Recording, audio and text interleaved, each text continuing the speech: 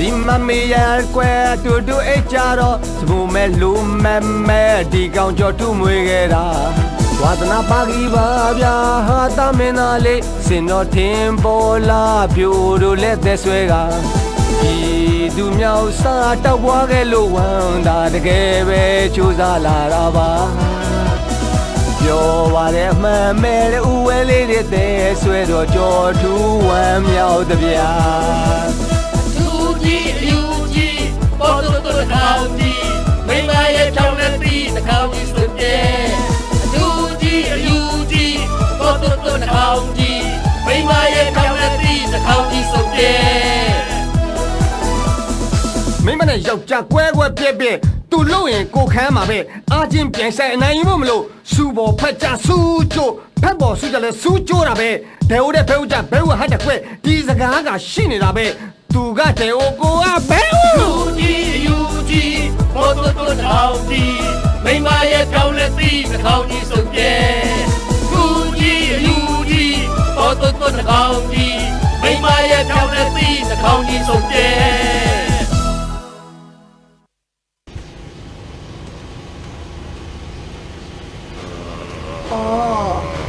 ငါယောက်ျားတော်တော်တနာကိုကောင်းတယ်ကြည်စမ်းညာလုံးပေါက်ဘောလုံးဘက်တော်တော်အားပေးရဟွန်း TV လေးအောင်ထားမှာပဲပြောလိုက်ချင်လာကွာလောလေဘာကိုယ်လက်မပြေရတော့ကွာဟဲ့လက်ပြေဘောလေကွာဘာလို့ဒီလက်ပြေနေတာလဲအဝဲရောပြေပြစ်စမ်းပါမဟုတ်သေးဘူးပါကွာရောက်ဟဲ့ဒါတော့တော့လေးဒါတော့တော့တော့တက်ဟုတ်ပြီချီမဘောဘူးချီမဘောချီပြောင်းတော့ပါနည်းနည်းလေးမြောက်ဟုတ်အေးတောက်ရောက်အေးမနိုင်ဘာလို့ဆွတ်ချော့ကွာဘာလို့ဆွတ်ချော့ချော့ဟုတ်တယ်လေရှင်နဲ့ဘာမှမဆွချောဆိုဟုတ်တယ်လေမသိဘူးလေရှင်နဲ့ချောဆိုကြပါလားဘာမှမဆွချောဆိုချက်တာပေါ့မိုးလင်းနေလားမိုးလင်းနေပြီဟုတ်လားဟမ်တညလုံးဘောလုံးပဲကြိုက်တာဟမ် TV လေးအောင်ထားမပေးဘူးရှင်ရလေမိသားကုန်းနဲ့ခါတယ်ညဘလို့လဲဟမ်ဘောလုံးပဲအခြေနေဘလို့လဲရှင်လောင်းနေမလားလောင်းလားဘလို့လဲနိုင်လားဒီမှာကြည့်ရတယ်ဒါဆိုရင်ညနာလေးကချိုးနေနိုင်ပုံပဲရိုနယ်ဒိုကိုအားကိုးမိလို့ငါပလင်းကိုကျော်သူဟမ်ငါပလင်းဆိုတာအေးနောက်တော့ရှင်းမအေးဘက်ခန်းကိုယုံကြည်မိလို့ခုနပလင်းကိုကျော်သူရေခုနပလင်းနဲ့အေးပါနောက်တော့ရှင်းပြမယ်ရှင်းပြအဲ့ဒါစပ်ဖက်လိုက်ပါနော်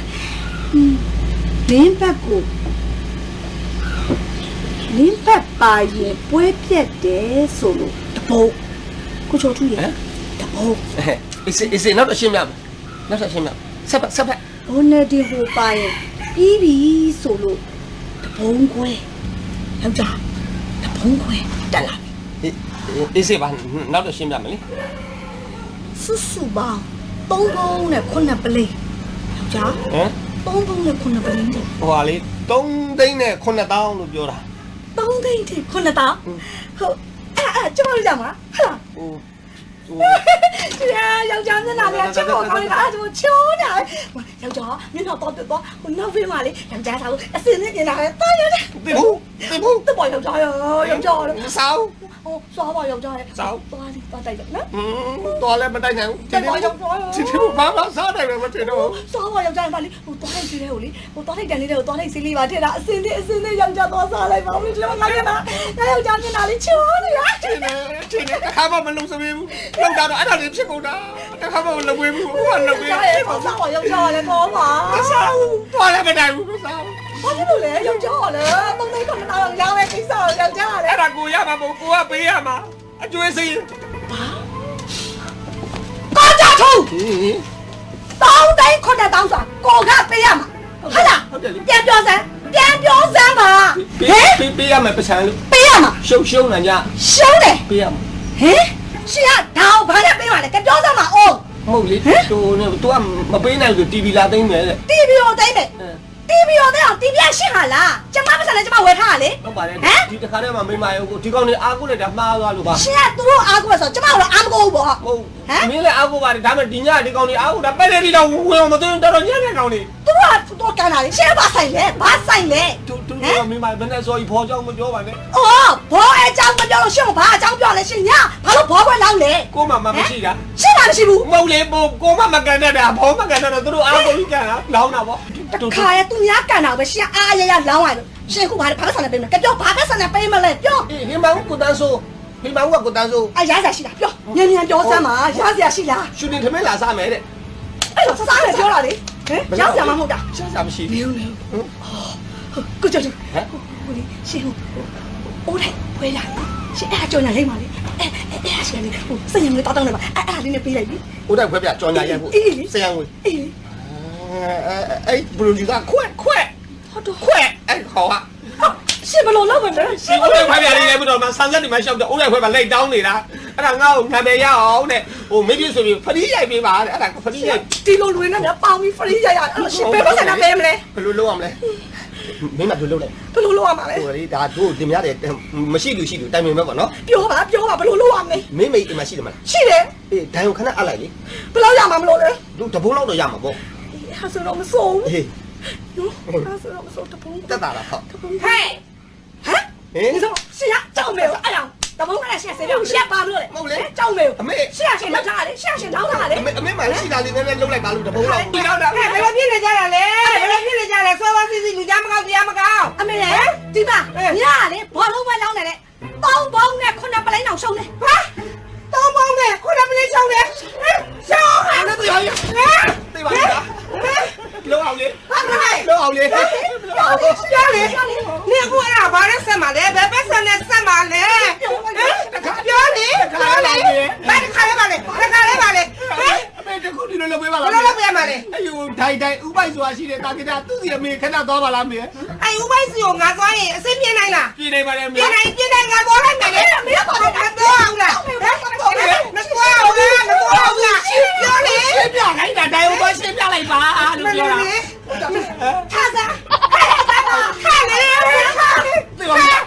အမေမလေးတော့ချုပ်ထားလိုက်အမေချုပ်ရမယ် မလုပ်နဲ့ ဘာလဲမြို့ချုပ်ရမှာဒါကတိုင်း လောက်အောင်လောက်တယ်ဟုတ်ပြဟောဒီမှာမင်းတို့ ဘာလဲဘာလဲဘေးပါတရားစောင်းနေပါလေဒီမှာဟမ်ပေါင်းတိုင်းနဲ့ခုနပလိုက်နဲ့ဟုတ်တယ်လက်ပြီ ဒီမှာရ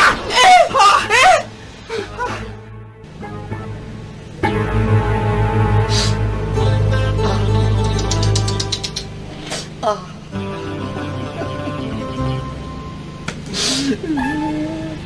မေဝေးရတယ်ရုပ်ပြက်ပြီအမတမလှပါတယ်နားတယ်လေမတန်လာတယ်နားတယ်ပြက်စီးပြီပြက်စီးအနံကြည့်လိုက်ကြတာအနံကြည့်တာသူတို့အိမ်မှာနေနေဆိုတော့ဘယ်ကျင်တာမပုံတယ်လေမပြန်တယ်လေကွာတွေ့မယ်တွေ့ဘောလုံးဆိုတာလုံးလုံးလေးအမြဲတမ်းပြားနေတာမဟုတ်ဘူးအရှုံးရှိအနိုင်ရှိရမှာဟမ်စဉ်းစားကြည့်လေအရှုံးရှိအနိုင်ရှိရပါရှုံးတဲ့ခါကျတော့မဲရွက်ထိုးရကြည့်ရင်ဖြောင်းနေပြီးတယ်နိုင်တဲ့ခါကျတော့လေစားကြည့်လိုက်တာတံပေါက်ကတစ်မျိုးဟမ်ရေလိုလက်ကတစ်မျိုးနဲ့မတရားတိုင်းကြည့်လားဟေးမန်ယူလို့အကြံတူရောရန်သူဖြစ်ပါပဲကွာအာကြီးကြောင်ကောင်းကောင်းပြရမယ်အာကြီးဘာကောင်းလဲချက်စီသေးသွားမယ်အထီးသွားမယ်ချက်ကြီးအထီးသွားမယ်ချက်စီလို့တွေ့အောင်ပါဘောကွာလှုပ်ထားအနိုင်ကြည့်ထားပေါ့တစ်ချိန်ကိုလက်ဆိုရှောင်းပါတော်တော်တော့ခန္ဓာငုတ်ရှိတော့ခန္ဓာအောင်ပေါ့ကွာအပေါင်းဆုံးဖြတ်ချက်ချလာအပေါင်းမေးစီပြဖို့ပဲမေးစီပြန်ဖို့ပဲသူများသားသမီးကိုနှိမ့်တယ်အမေပြန်ဖို့ ရှင်သူ့ပြောတာ နော် ရှင်သူ့ပြောနေတာလေ ငါစံညွှန်းရေးနာ စံညွှန်းရေး စံညွှန်းရေး ဟုတ်အနိုင်ကျင့်လဲဆိုတာ အနိုင်ကျင်းတော့ဒီဇလန်နဲ့မှာလေဟိုကောင်းလေးနဲ့ကောင်းမလေးဟိုဘဘဆွေမျိုးဒီဘက်ဆွေမျိုးတွေအနိုင်ကျင်းလို့ပရိပက္ခဖြစ်တာ ပြိပက္ခဖြစ်တာဟုတ်နိုင်တော့ကတော့ပြုံနဲ့ခြေတိုးနဲ့လေးစားခြင်းနဲ့ဆိုတာကိုဘယ်လိုပြောရလဲ အဲ့ဒါလေသူတို့သမီးစားဘွားလေဟိုဘီလေးကသွားထိုးတာဘီလေးဆိုနိုင်တော့ကောင်းမလေးကနေတော့ကောင်းလေးကိုဝယ်ကျွေးခိုင်းတယ်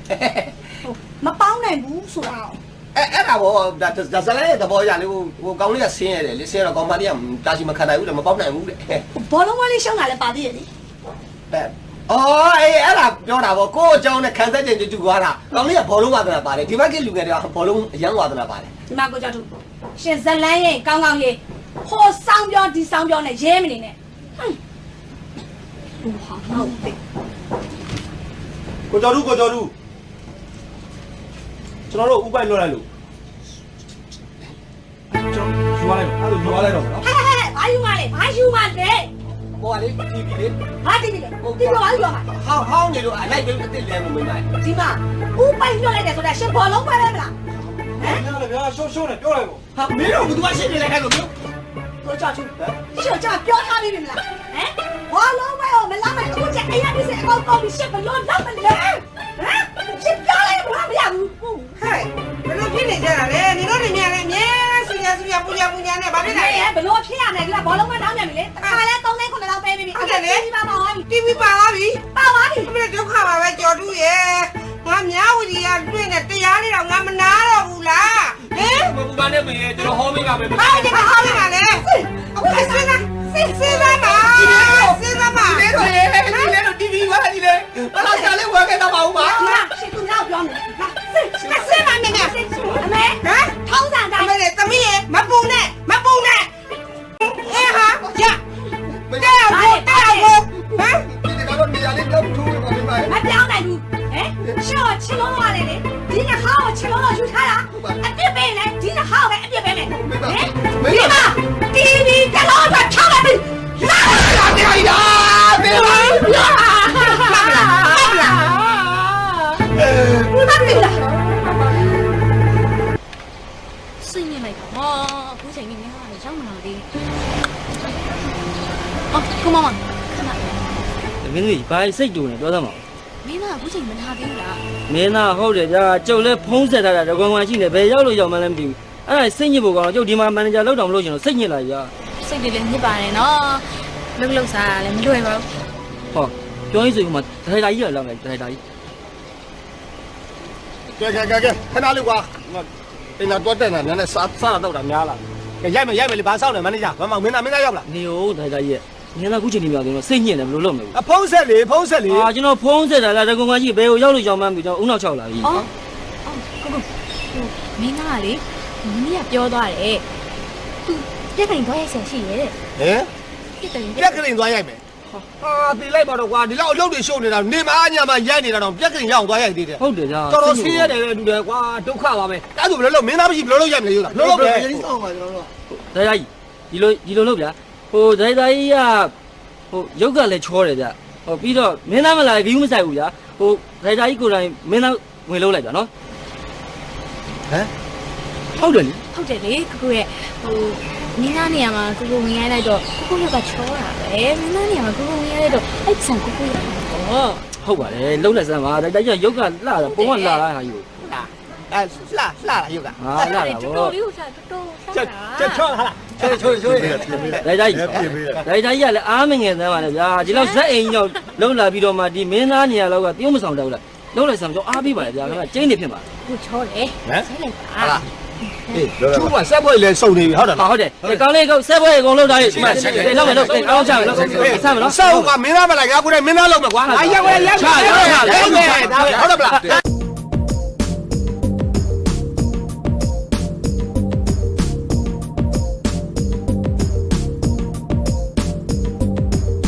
Dalia coco wuko Dalia coco sabo we ya we la ra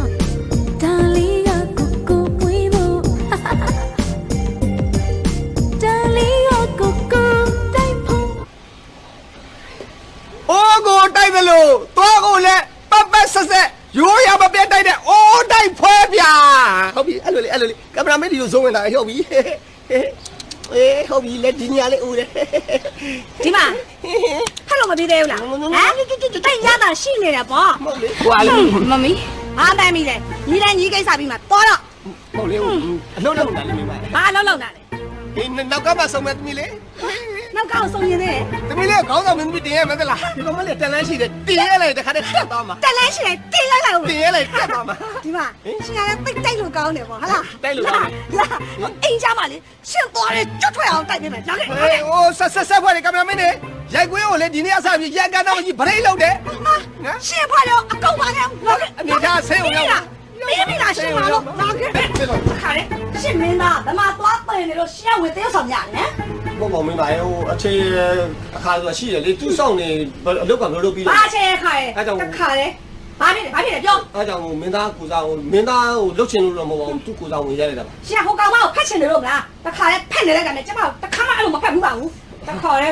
ဲဟိုကောင်မလည်းတခါရဲသူ့လင်ကြနာတယ်မလေးဖက်ခံပြီးပြုံးတာပဲ ဟိုအဲ့ဒါအလုပ်သဘောရဖက်တာပါမင်းမမင်းအခုဖက်မယ်လေ ဘာတော့ဘာမဖက်နဲ့ဘာလုံးသဘောလဲရှင်းချုပ်ပြောထားတာအဲ့ကောင်မကိုလုံးဝခေါ်နေပါနဲ့တော့ရှင်းဘာလို့ခေါ်ရရပြပြ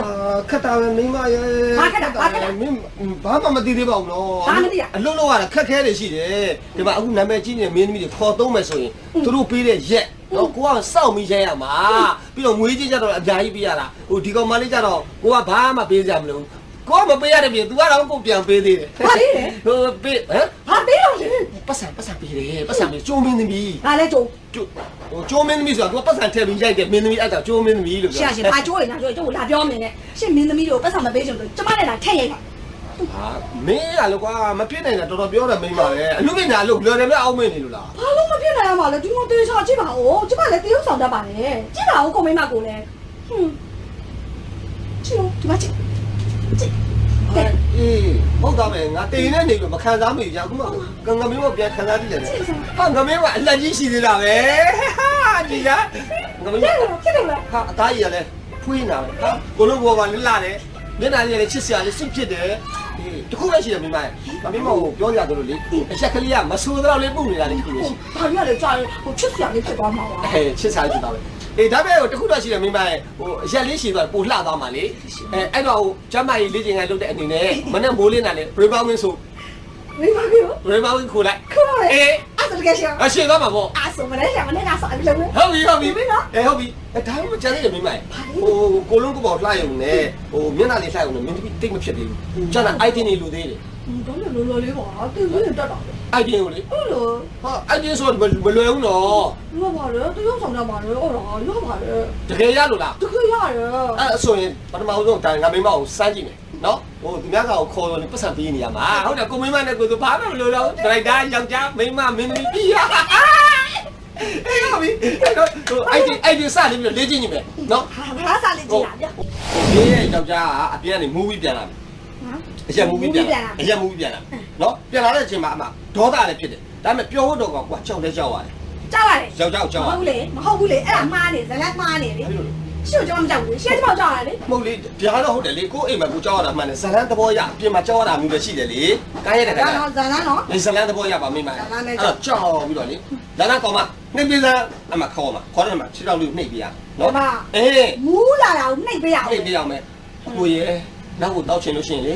ဟိုအပြင်မှာတော့မတော့ပါနဲ့ကိုရဲညီမအိမ်မှာလုပ်ပေးပါပဲအမြည်တွေဖိုးဖိုးရလို့နော်ကိုမတော့ပါနဲ့ကိုရဲအဲ့လိုလေးချော့ရမယ် မဖြစ်ဆိုတော့လောက်ရမှာ အေးအဲ့ဒါမျိုးဆွေဆုံးတက်အောင်လုပ်ထားပဲဟုတ်ပြီနော်ရပြီနော် ပြီးရော ခုနအဒီပြက်မျိုးမဟုတ်နော်ခုနညှိုးထားမျက်နှာလေး ညိုထား ဟုတ်ပြီနော်ကဲကိုစပြီးတော့ထွက်လာမယ်နော်မူးလာမယ်နော်လာပြီအမှလာပြီနော်ရသမားလာပြီ မူးလာတော့တေးတော့တေးသွားအောင်မယ် တကယ်မဟုတ်ဇလန်းသဘောရဇလန်းတော့ ပြီးရော ဟေးတေလို့တေးရမယ်ဘယ်ကောင်းလဲဟမ် ရှိပါ ဘာလဲဟာပါရဲလို့ပါချွတ်ကြိုးသွားမယ် အဲ့ပါဘူး မဟုတ်လေဟိုဇလန်းသဘောရလှုပ်နေတာဇလန်းသဘောရလှုပ်နေမင်းပါ ဇလတ်နော် အေးပါ ပါရတေးသွားမယ် အေးပါ ပါရဲလို့ဂျိုးပြသွားမယ်ဘာကောင်းမလဲဟမ်မအေးအားကိုနဲ့မိုက်ဟဲ့လားမအေးအားကိုနဲ့မိုက်ညာ အမေမပါဘူးလေဇလတ်နဲ့မှအမေမပါ ဟု ဘူး တ်တခြားကားတွေမှာအဲ့လိုမင်းပါလာနိုင်တယ်ကျူပြောလာဇလန်းသဘောရနော် ဖဲနေပါယောက်ျားကိုအိမ်ဦးကမှထားတယ်လက်သီးနဲ့ထိုးလို့ထိုးဟဲ့လက်သီးနဲ့ထိုးလို့ထိုး လက်သီးပါလား ဟုတ်ပါနိုင်တယ်တခြားကားတွေမှာပါနိုင်တယ်လေနော် အဲ့တော့ဒီမိမငရဲပြီးရောက်သွားမှာပေါ့ဟဲ့ဟာနှိမ့်စမ်းခြေတော့ကိုခြေတော့ကိုနှိမ့်စမ်းနှိမ့် ဒီပါမယ်ကိုရင် ပြောလေးနဲ့နှိမ့် ဘယ်လိုပြောမလဲ ဩအခုရနောက်ကိုပြင်မတော့တော့အခုရမိမကူနိုင်လေကိုယ်ရလုပ်ပေးပါမယ်အရက်လည်းဝယ်ပြီးအပြည့်လည်းဝယ်ပြီးမယ်နော်နော် နည်းနည်းပြချင်လို့နော် အေးပါဟုတ်ပါပြီအိုက်တင် ကိုရင်တော့အပြင်မှာအရက်တော့မတော့ပါနဲ့နော်အပြင်မှာတော့လို့ရှိရင်လေအမေအရင်များပါတယ်ကိုရင်ဒီမှာပဲတော့နော်ဒီမှာလေမမြို့ကိုပဲရလုပ်ပြီးမယ်နော်ကိုနော်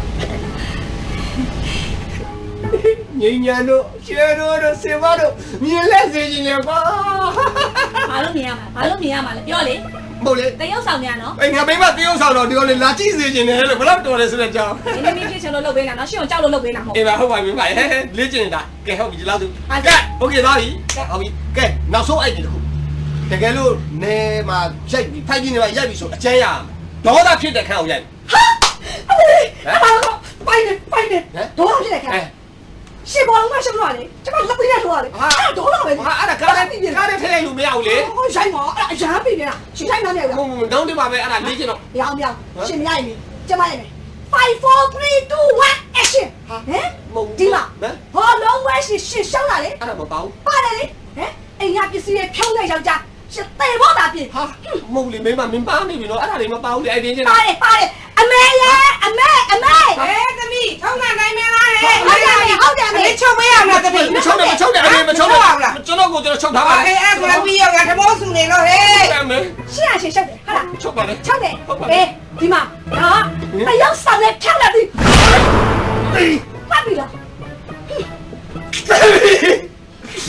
မင်းလည်းလို့ရ အိုက်ဒီလေး အိုင်ဒီချင်းလည်းဒီတကောမလုပ်ဘူးစက်ပြားတွေထိုးကန်နေရပါလားအမေရဲ့ပြားရ ကိုတထူရပြီလေရပြီ ရအဲ့ဒါနေတော်ပြီလေနှစ်ပေလောက်ရှင်သွားပြီလေနှစ်ပေလောက်ရှင်သွားပြီ ရရှင်းနေဆို အေးလေ အဲ့ဒါနေကြည့်ကောင်းလေအဲ့ဒါနေကြည့်ကောင်းလေ ကြည့်မကောင်းနဲ့တော့လေဟုတ်ရောက်လာပြီနင်ပြောလိုက်တော့လေ အမေတော်တော်နားဝေးတယ်မိမပဲတော်တော်နားဝေးတယ်မိမ ဘာနာဝဲလို့လဲ ဒရိုက်တာဆိုတာအဲ့လိုညံများတယ်မှတ်ထားစမ်းပါ ဖန်နေပါညောင်းသေးပါမယ် မင်းကတော့နိုင်ငံပေါင်းများပြီလေဒီတခါငါလှည့်ပဲ မဆိုင်ဘူးလေမဆိုင်ဘူးလေဒါအရက်ရှောင်ကြတဲ့ရှင်းနိုင်တယ်မဆိုင်ဘူးလေ အဲ့ဒါအိုင်တင်ကြည့်တာပေါ့ငါတက်တဲ့မြို့အသေးချီထားတာအသေးချီထားတာ ဟောကြသူ ဘာလို့ အဲ့လိုအနိုင်မကျဲနိုင်တာ ဒဲကြည့်တော့ဘာလို့ချင်လဲ ရှင်းရှင်းဖြောက်ပေးတယ်မ ဖြုတ်ပေးငါခမ်းမှာပေါ့ဖြုတ်ပေးလိုက်ငါခမ်းမှာပေါ့ ဟောကြသူမစားနဲ့ကိုကြသူပါ ဘာလို့ကဒီတခါငါလှည့်ပဲ သိရမယ် အမမင်းသမီးဖြစ်နေဆိုခံလေခံ မင်းသမီးပြောင်းလောက်ပဲတော့ကြောက်တော့တာနော် မလုံးဘူးအဲ့ဒါငါကွင်းစင်ထားတာဒီကွင်းရောက်စင်ထားတာအသေးချီထားတာဘာတတ်တယ်ဒီလေတော်တော့မယ်ဘာလို့ ဒီမှာသေးရမယ် ငါခံရပါများပြီဘယ်ရမလဲကွာဒီမှာကျင်းတဲ့ကောင်မနင်းရှင်းမှာယူပြအောင်မှာယူပြအောင်မှာ ရှင်းရှင်းရတယ် ယူမှာ တတိရှင်လာစမ်းပါ အမ အခုဖြောက်ပေးစမ်း ဘာလို့ဖြောက်မှာဖြောက်ငါခိုင်းမှာ ယူရယူကြည့်စမ်း ဖြောက်ငါခိုင်းမှာဟာဒရိုက်တာညံများတယ်ကွာ ဘာကောင်မှမအောင်လေခွေးချက်ချက်ပဲတတိရှင် အမဒီတိုင်းကြီးကြည့်ကောင်းတယ်ဟာ ရှင်းဖြောက်ပေးလားဖြောက်ပေးလား ကျောင်းဝင်ကြည့်အဝေးကြီးကျက်မဲ့တော့ခွင့်တက်လိုက်နေတယ်လို့ပဲ ရှင်းလား အမမ ဖြောက်ပေးလားဖြောက်ပေးလား မယုံနေတာမကျက်နဲ့တော့ခွင့်ချက် ဖြောက်ပေးလားမဖြောက်ပေးလားတော့ တက်တိုင်းမှာတက်လိုက်နေ သိမယ် မဖြောက်ဘူးမဖြောက်ဘူး အမေလားအမေ ဟဲ့ဘယ်လိုဖြစ်နေကြလဲအမေအဲ့ဒါဘယ်လိုဖြစ်နေကြလဲဘယ်လိုဖြစ်တာလဲဘယ်လိုဖြစ်တာလဲ အိုက်တင် ဘာလို့ပြအိုက်တင်လဲဘာလို့ပြအိုက်တင်လဲ အရရှိအိုက်တင် သမီးရရက်စီရ ရရှိ ဟမ်ဘာပြ ဒီမှာတော့တတ်မှနိုင်ချင် ဟဲ့